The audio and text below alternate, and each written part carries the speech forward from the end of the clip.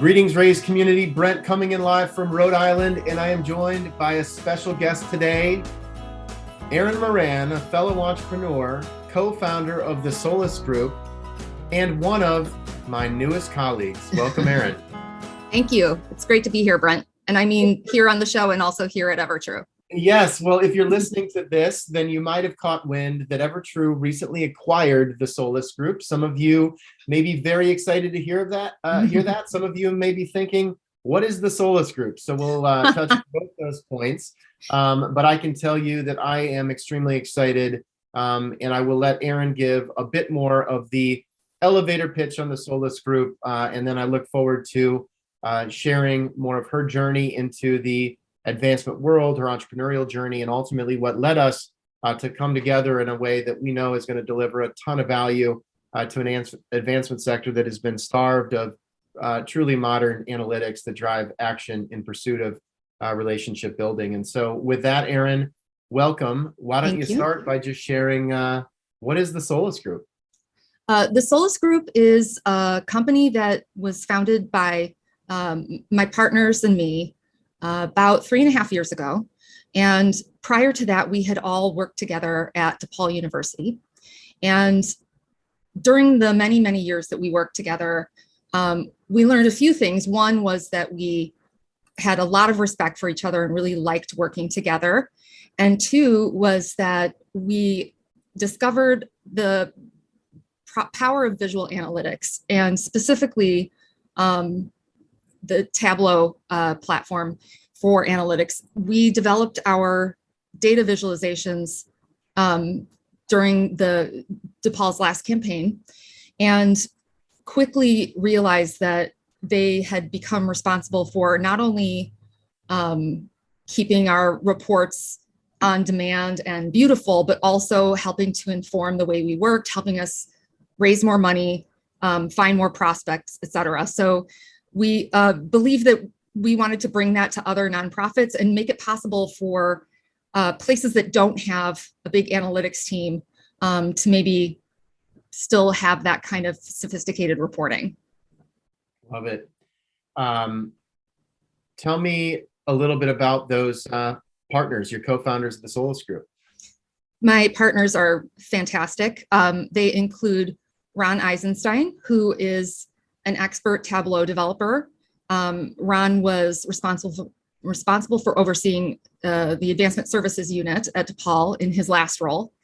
He grew up there, as did I, but he led that unit. In that role, he basically was responsible for prospect development, gift processing, and database management.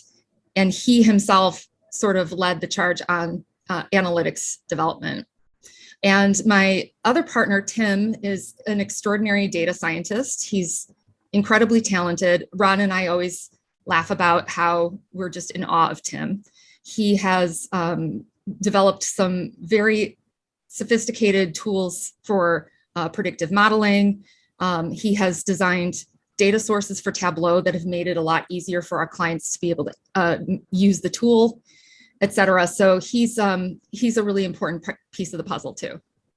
I love it. Well, for all of you listening, this is not going to be the Evertrue Solas sales pitch, but we have seen a tremendous opportunity to introduce visual analytics to really just make sense of data. There's way too much manual work that is either being done by advancement services folks, Excel files trying to be manipulated, or more often is the case, it's not being done. Or you're having to hire consultants for 6 figures plus to pull something together that as soon as it's complete is static and then ultimately needs to be refreshed time and again. And so we really saw an opportunity to activate the data set that Evertrue has built. We're now working with almost 2,000 institutions, over 1,000 educational fundraising organizations. And while we feel like we've made some great strides in enriching underlying engagement or enriching underlying donor data, exposing that in modern mobile and web workflows, making search and filtering a breeze, we have not quite cracked the code on visual analytics in the way that we need to. And after seeing the work of Solas Group, it just became clear that not only was there skills alignment, but equally, if not more important, really deep mission alignment. And we just love working with people like Erin, Ron, and Tim, who truly understand the problems, who have lived the problems, but also have a very strong capacity to not only contemplate solutions, but actually make them come to life. And so, in the coming months, you're going to see visual analytics. You're going to see a next level of benchmarking this sector's never seen before. And you're going to really see, I think, an opportunity for us to build community through data, which is something that has been just a long time dream of mine, frankly. So thank you, Erin, for believing in me and for investing your future as part of this Evertrue platform. Oh, you're welcome. It's my honor. I'm so excited. We kind of feel like Evertrue has been sort of had a similar philosophy in terms of sort of democratizing data for advancement shops. And the degree to which Evertrue has always attended to data quality and aggregation and making sure that people really kind of leverage the entire universe of information and bring that all to bear in fundraising. That is very aligned with what we do from a reporting and analytics standpoint. So we kind of take it to the next step of making it possible for anybody, even if they're not a fan of using computers, they're not very familiar with how to, use any sort of fancy software, they can still use their phone or their laptop and get into these reports and really understand the data. No doubt. And I think I would be remiss if I didn't give a shout out to the individual who actually connected us. And I think part of the reason I'm equally excited about going down this path with you all is just the shared customer enthusiasm, shared enthusiasm among mutual friends in the sector. And I was actually looking yesterday at my text message exchange from April of 2021, when our friend Howard Hebner at UC Berkeley actually first suggested that I reach out to you. And one of the things I periodically do when I'm talking to people I respect in the sector, like Howard, is just say, hey, who else is out there? Are there other good companies that are emerging? Are there companies that we should be considering to partnerships with? Which candidly is how we in part decided to go down this path with Thankview. And Howard was singing your praises. So maybe tell me a little bit about how you all cross paths, and then why you feel like you've had such a positive partnership with UC Berkeley, and how we might expand upon that to serve the rest of the sector. Sure. Yeah. Well, we've known Howard for a long time. We had the pleasure of working with him for many years while we were all at DePaul. And poor Howard I've been contacting him over and over again over the last 3 years that we've been with Solas to ask him for favors, and he's been really gracious about helping. But it was funny because we were not aware that he was moving to Berkeley. And we got contacted by Berkeley through another means.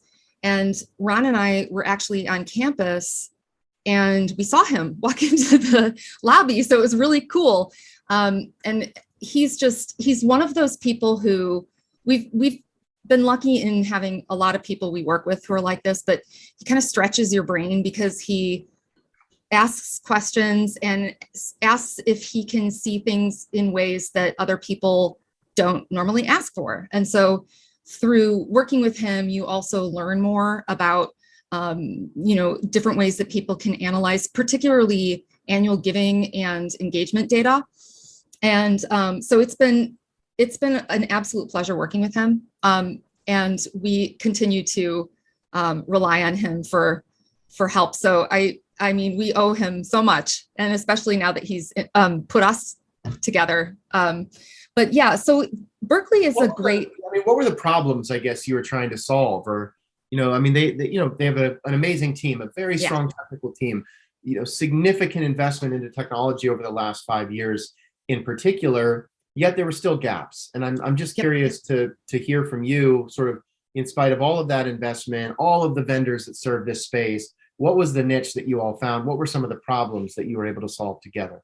Yeah, well, that's a great question. And you're absolutely right. We were very blown away by the talent that they already have on their team.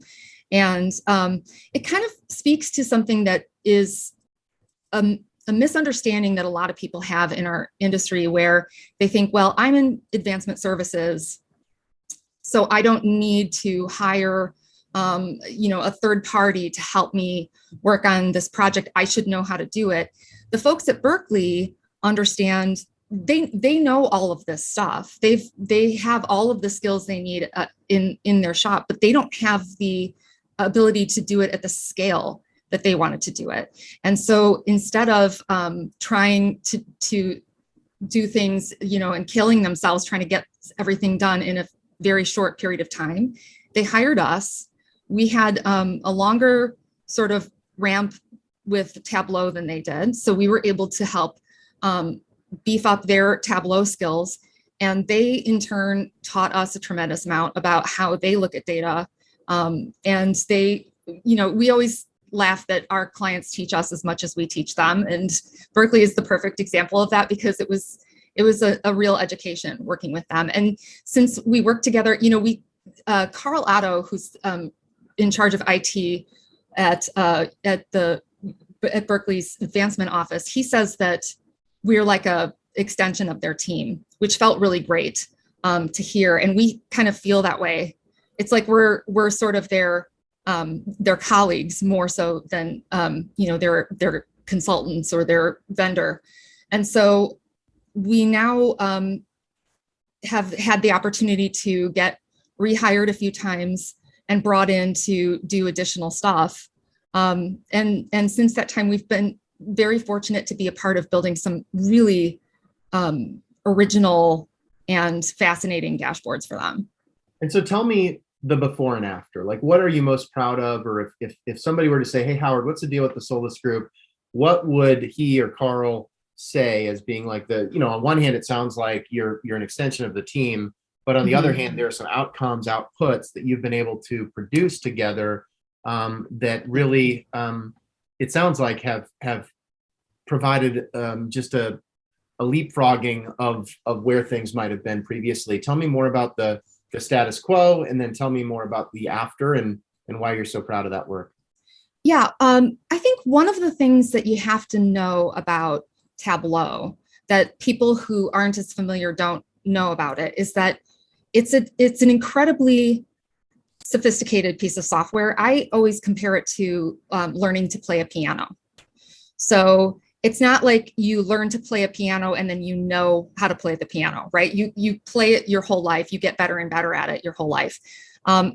With having, I think he's got 11 or 12 years under his belt of Tablo experience, Ron is really a master Tablo developer. So even people who have been working with it a long time and understand it pretty well benefit from his ability to understand the software and kind of how to get things done more quickly. So the main thing that we did in our first project with them and what launched our relationship with them is we helped them address some core business questions that they had that they wanted to be able to answer, or rather they wanted their fundraisers to be able to answer by the time they kicked off their campaign. And the questions were things like, what should I be focusing on right now? How much should I expect to raise this year? Am I on track to meet my goals? Those kinds of questions. And so we took those questions and sort of laid out a plan to develop some dashboards that were very functional. They had a lot of information packed into one spot. And so they were kind of a one-stop shop for their fundraising team. One of the things that was so important to them, and I have to give a shout out to Tam Vong because she is my collaborator most often, and she is just brilliant at leading the Berkeley analytics team. She has been so conscientious about user adoption, which has always been my bailiwick, but a lot of places, they don't necessarily think to ask for support with that. But Tam, from the beginning, was very aware that it doesn't matter how extraordinary a dashboard you have if people don't use it. It's useless to your organization. So she and I talked a lot and spent a lot of time developing user guides, training videos, etc. And she did this whole roadshow where she took the information about how to access and use the dashboards and sort of fan that out all over to her colleagues on campus. I mean, they've got a huge, very complex shop. And she wanted to be able to make sure she was listening to them, that she was kind of ensuring that the needs that they had expressed were being addressed with the tools, and that in turn, they knew how to access everything so that they didn't feel like they needed to, kind of learn a new skill. I mean, Tableau development is very complex, but Tableau use for an end user is incredibly easy. If you can, write an email or visit a website, you can use Tableau. Yeah. And so by taking the time to do that training and thinking through, okay, when you have this question, here's how you can answer it. She really did a great job of kind of galvanizing that community. And as much progress as there has been, one of the areas that we're so excited to go address together is the fact that, Berkeley can now see their own data in a new way, right? It's been illuminated, if you will. But they can only see the data that is in their system, right? So there's opportunities to bring in additional data sources as we continue to scour the digital web, if you will. But then on top of that, I think some of what we saw are, the amazing dashboards that you've been able to build and support for Berkeley. If somebody else at another advancement shop would want access to those, then you, Ron, and Tim would have to drop in there. Right. And maybe you've got some frameworks in place, but effectively rebuild it in a custom way. Yeah. Campus by campus by campus. And then if while you're doing that, Berkeley calls and says, we'd like something else tweaked or something else added, then you go back. And it just became clear that there was an opportunity to go beyond custom development into a platform, and then do so in a way that would not only let the folks at Berkeley understand their data, but understand their performance relative to hundreds of other institutions around the country. And we don't offer that today, but that is a big part of this vision, that when you look at almost any other sector, especially during COVID, when on a daily basis on the news, we would hear what was happening to airline ticket cancellations. We heard what happened to hotel occupancies. We hear what happened to office occupancy, because there was all of this shared data across office buildings, across airlines, across hotel systems that could then be activated so that somebody could say, last week, occupancy around the country fell by 5%. Meanwhile, in the advancement field, we had no idea what was happening to annual giving, to major gift pipeline, to proposal volume, to visit totals, because all of that is housed in siloed databases. And the only way that we would get a sense of shared community views were through surveys that would come out 6 months after the fiscal year ends. And that's really the opportunity we have together, is to take the IP that you've been able to develop with Berkeley and with other partners, but make it accessible at a far more cost-effective level to the rest of the sector. And then even for folks at more sophisticated shops like Berkeley, provide insights about their performance and opportunities relative to the rest of the advancement world. Absolutely. Yeah, and you're so right. And that's one of the reasons that we're so grateful to have this opportunity, because it really does, everything we do is custom. And even though, people will see a dashboard and they'll say, we want to get that dashboard. And I really wish it were a matter of just sending it to them. But right now we still have to go from the ground up. It's like building a new house. You have to do all of the steps from scratch. And so now the dream of being able to do that at scale, which has always kind of been the plan, but for such a tiny company, we're all obviously this is our income. So we're not able to kind of decline client work while we're building that product. And so this has afforded us this amazing opportunity to be able to develop this product and really kind of bring it to everyone, because we have heard from our clients, I don't mean this to sound, I hope this doesn't sound arrogant, but a lot of people have told us that it's just changed the way they work fundamentally. Mm-hmm. And the other thing I would say, because you talk a little bit about how opaque all of that information is and how insufficiently delayed it is in terms of, you're getting it a year and a half late. The other thing I would say about the surveys that we have, and God bless the people who put them out, because we need something, right? We need that information. Yeah. But what that information essentially is providing is outcomes. It's not providing any information about sort of what the inputs are. Totally. And so it really makes it hard to understand what are the business decisions that are the success factors. In other words, there's all this debate about, for example, how many times people should visit a person before they make a solicitation, or how many prospects they should have in their portfolio, et cetera. Wouldn't it be great to know what everyone else is doing and what the trends are with the most successful places? Yeah, there's an answer to that question. And I think so often at conferences, we just debate based on feelings, right? And there is so much data that can inform an answer to that question. For example, I think you've seen this across our DXO programs now. We have over 50 institutions, all of that data every single day of the activities and outcomes we're tracking in a unified and consistent way. So we now know that it takes on average 6.6 attempts to secure a visit. And then when you contrast that with how many actual attempts are logged via contact reports in most advancement databases, rarely would a gift officer try 6 times within a 30-day period, for example, because people would typically think, well, that would be harassing someone. That's way too much to contact somebody. But there is data that informs the fact that polite persistence is required 6.6 times specifically. And then what happens the 7th, 8th, 9th, 10th, 11th contact attempt.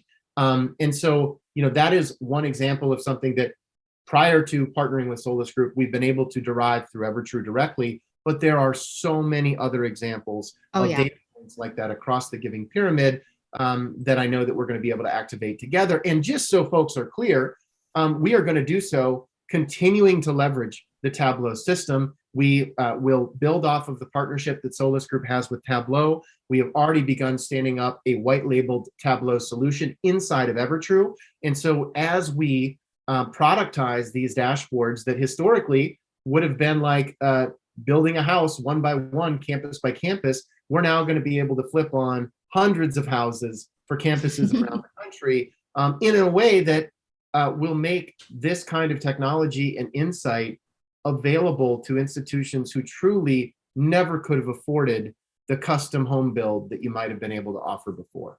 Yeah. I mean, I know this is probably going to sound self-serving, but I really mean it, that ever since we started talking about, this acquisition opportunity with EverTrue, my brain has been so fertile with ideas. Every day, every night, I'm thinking of new ways that the information can be used. And I just think we're going to really change. I really genuinely believe we're going to change how people work. If we don't, Erin, I'm going to be super disappointed, but I know that we've got a real opportunity. And I think with your team, with our team, and really staying so close with the Howards of the world, with the Carl Ottos of the world, with the other leaders in this space, that I know if we listen to them and both have them push us, but also push them, we're going to find just so many opportunities to really move the needle in a way that will drive more philanthropic support, that will create more access to education and opportunities, which is why you and I are doing this in the first place. And so on that note, let's just pause kind of Solas EverTrue. You all will hear more about it. I hope you don't mind us, sharing a bit of our, live brainstorming here. But I do want to know a little bit more about your journey personally, Erin, about your educational journey in particular. You might have heard that for many of my guests, I love going back in time and saying, hey, who were you junior year of high school? And what led you to Grinnell College, which I have to say, not only shares a home state with me of Iowa, but the first four letters of my last name. So we had a lot of so why Grinnell? Who were you? Where were you? And what led you there? You know, Grinnell was such a great move on my part, and I just didn't. I am so glad that I made that decision.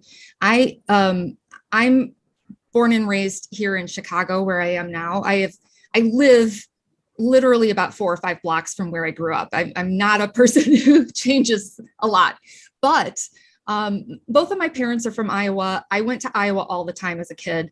And so Can I ask where in Iowa they grew up? Yeah. So my dad was from Fort Dodge. Okay. And my mom was from Emmitsburg. Oh, very nice. Great football powerhouse over in Emmitsburg. Yes. Oh, well, yeah. I have lots of fondness for Emmitsburg stories. My mom could really crack us up with the small town stories. But yeah, so I have a lot of fondness for going there because to me, it's a state that's full of people I love. And actually, I have this, Raygun, the shop that makes those. So for those of you who don't know, that's a store in Iowa that sells a lot of funny T-shirts and stuff. And they have this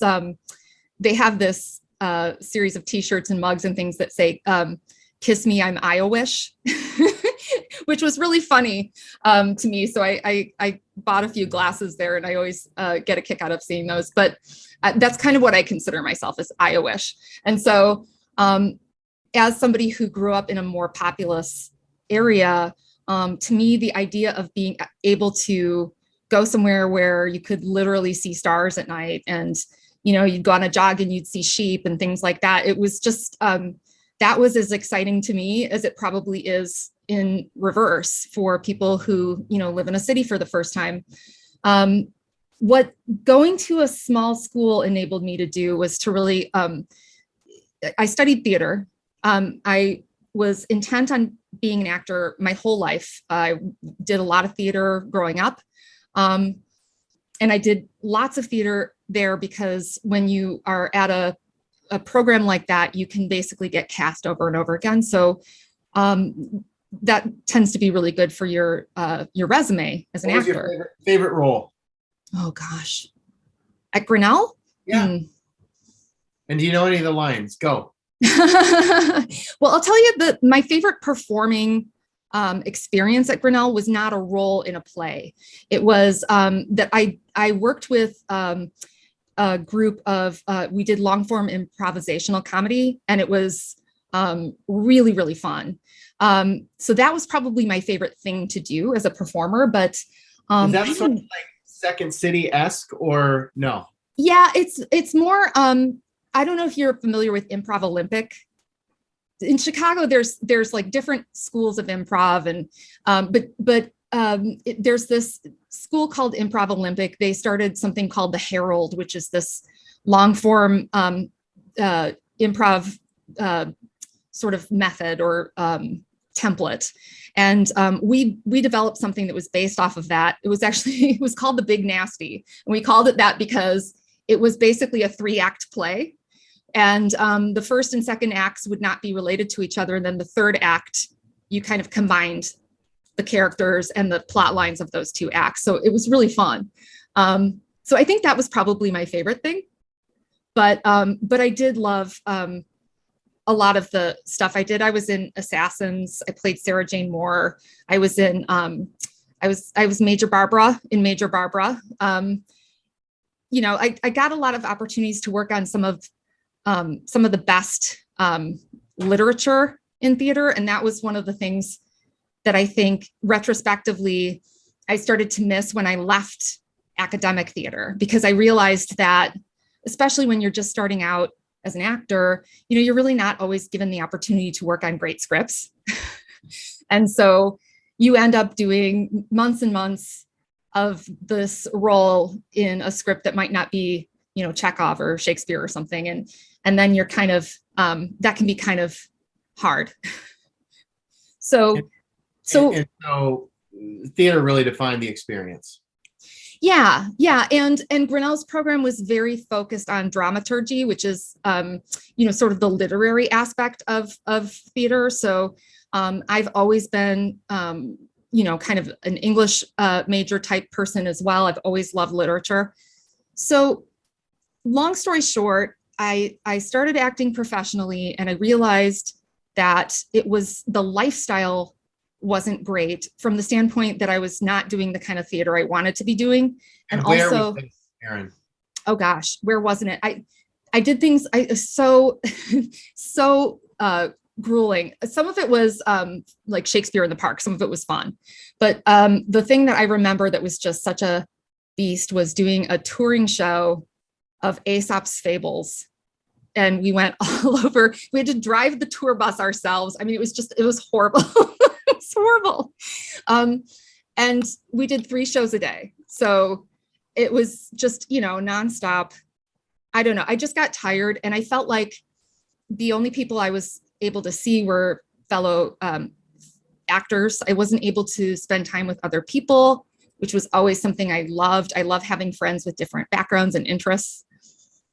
So I went to a career counselor, and he said, after testing me for a few days, we kind of came up with a plan that I was going to be an English teacher in high school, which would, enable me to do something that I enjoyed, and then potentially run a theater program at a high school. So that was the plan. And say nothing you've told me so far would cause me to believe that you're on a path to launch the leading advancement analytics business. Right. Absolutely true. Especially if you saw my computer skills. So I was at a cast party. Somebody I ran into told me that she was at DePaul's master's. She was getting a master's in English at DePaul. And I said, oh my goodness, I just decided that that's something that I want to do. She said, you should look at the job postings there, because if you work there, you can go to school for free. And so I sprayed my resume all over campus. And the VP of advancement hired me. And actually, he told me later that his name was Jim Looney. Okay. I think he now works for GG&A. I'm not sure. But he basically noticed Grinnell on my resume and was kind of fascinated by somebody who, was doing theater in a small space like that. So it actually is funny that kind of got his attention. Anyway, I started doing prospect research.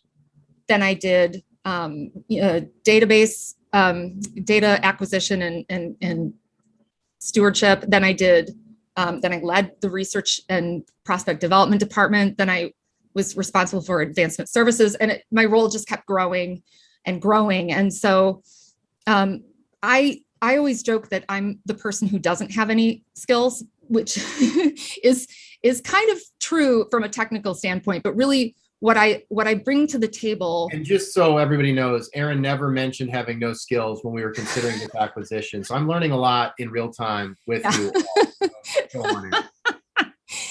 So but what I bring to the table for my colleagues is that experience, having been a campaign director, having been the interim VP, having been responsible for communications, donor relations, alumni engagement, all of those different areas at different points gave me sort of that broad perspective. And so I can help them develop dashboards that are designed to really meet the needs of each of those audiences, because they're all different. Erin, can I ask though, at what point did it click, right? It's totally rational to say, I'm going to find a job because I will be able to continue my education for free in doing that. Many folks have taken advantage of continuing education benefits who've been on this show. Yeah. But at what point did you start to feel like, wow, like A, I really enjoy this. B, I'm good at it. I like the mission here, and I'm going to go down this path instead of being an English teacher? I think that's a really good question. And honestly, I haven't given a ton of thought to that, but I think if I can pinpoint it, it would be, it would be when I started working with Mary Finger, who is now the president of Seton Hill University.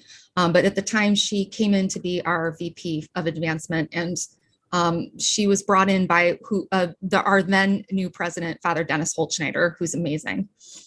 And she believed in me, and she really saw potential in me, and really helped me grow a lot. And I started to realize, this is going to sound funny, but I started to realize that the skills that you need to stage a good theater production and the skills that you need to stage a campaign are not dissimilar. So it's a lot of teamwork. It's a lot of moving parts. It's, having to fundraising is about helping people see a vision and sort of eliciting a feeling inside of them of generosity and excitement about the mission. And acting is about helping people come to those journeys. So it really isn't that far apart. Yeah, I mean, look, fundraising is storytelling, right? And I think that's what we're constantly focused on with our work, with our partner community, with our customers, is just, what are you raising money for? Tell an authentic story, increasingly across digital channels. See who responds, who raises their hand. And then let's run those individuals through a qualifying engine so we know where we should be spending our time, our most limited resource. All of those steps, I believe, can be almost fully automated and accelerated through technology, except for storytelling. Yeah, you're right. You're right. And I think that's one of the things that, when I think about the future of advancement services, and particularly the area that I come from, which is sort of the prospect research, prospect management side of the house, I think of the ability to move from, it used to be, when I was doing research, it was looking in 20 places to gather information and synthesize it. Now, and that used to take a couple days, because literally, I'm old, so some of this stuff was in libraries. I was looking at physical books. And so now, with the emergence of things like EverTrue that enable you to have all of this information immediately, what I see for prospect development is the ability to focus on something that I think is more fundamentally important and useful to development, which is sort of helping align the institution's core needs with the various potential prospects. Because I always think about this when people talk about a donor's capacity, that donors don't have a single gift capacity. They have many gift capacities depending on what you ask them for, right?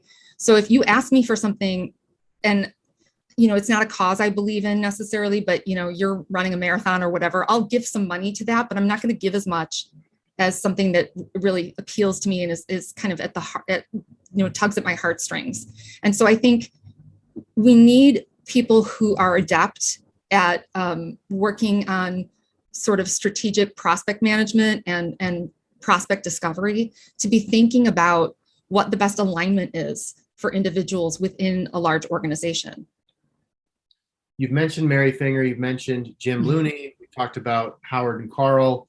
I know that you have a really deep network of relationships in this sector, and my understanding is you and Ron both are considered co-founders of the Association of Advancement Services Professionals, which was actually one of the first conferences I ever went to. I'll never forget. I think it was Vicki Medlock and it was Gail and a couple of people at my newcomers breakfast at ASP in Chicago over 10 years ago.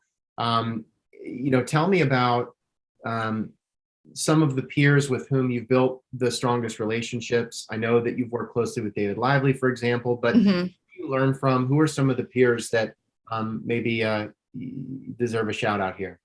I would be remiss not to mention people like Ben Stork of the University of Nebraska Foundation, who I just think is an amazing leader. I had the opportunity not only to work with him through Solas, but also to interview him for the podcast that we did. And he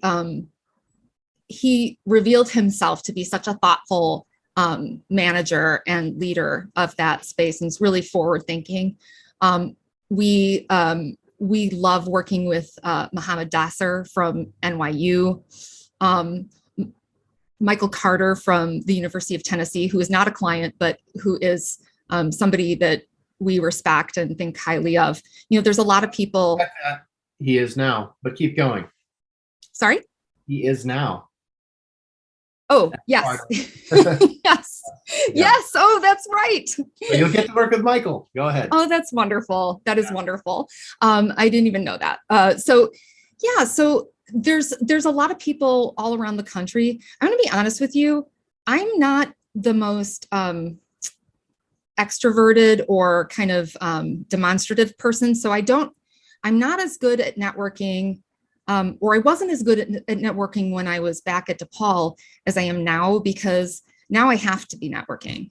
And so I have developed the majority of my network fairly recently. Well, on that note, I mean, one of the things that you, Ron, and Tim did incredibly well as a small entrepreneurial team is build a really strong community. And can you just tell me a little bit about the experience building community around innovation at the intersection of advancement in Tableau, maybe the experience as a small team, partnering with a big company like Tableau, not easy. Right. Tell me about some of the lessons learned in community building along the way. Well, our partnership with Tableau has been so transformational. We love the people who work there. And it's been great because we're not selling Tableau to people. We are Tableau fans. And that's what we always say to our clients.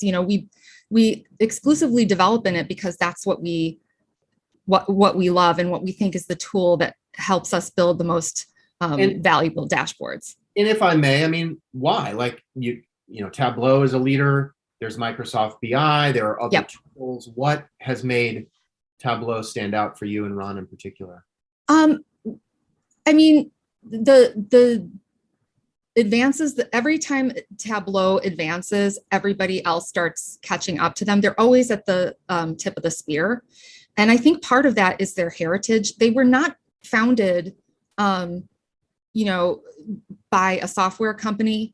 They were started at, I believe, Stanford, but it was at some outstanding California institution, of which there are many, but I think it was Stanford. And it was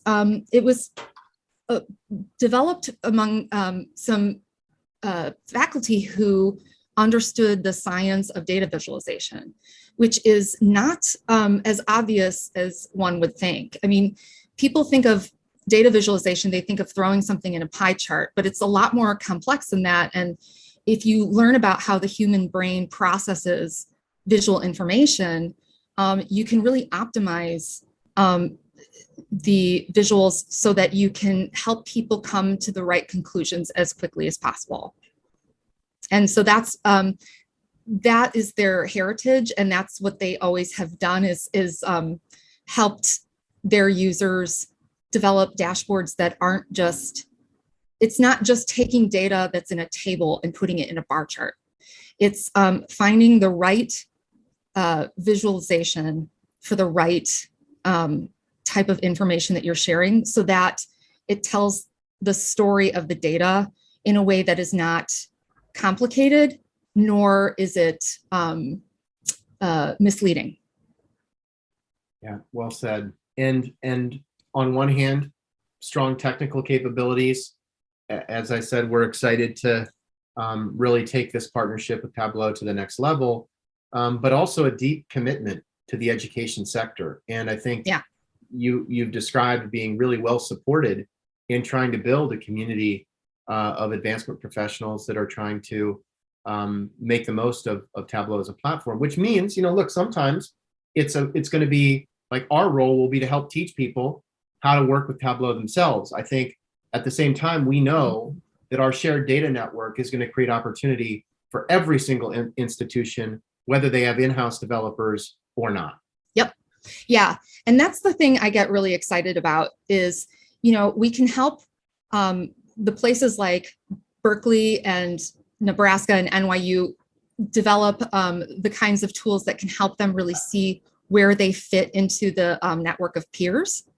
But we can also develop tools that help smaller schools develop analytics for the first time and go from having nothing to having something that's extraordinary, which is kind of, that really gets me excited, because I know not every university can afford to hire an entire team of people who live and breathe this stuff the way we do.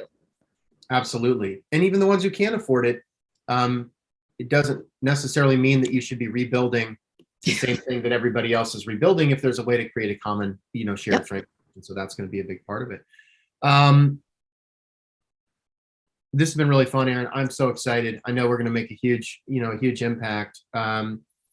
Any, closing thoughts or particular shout outs for Ron and Tim, or anything else that you'd want our audience to think about? I always want to shout out to Ron and Tim. They're terrific colleagues. They're terrific people, which is why I wanted to go into business with them.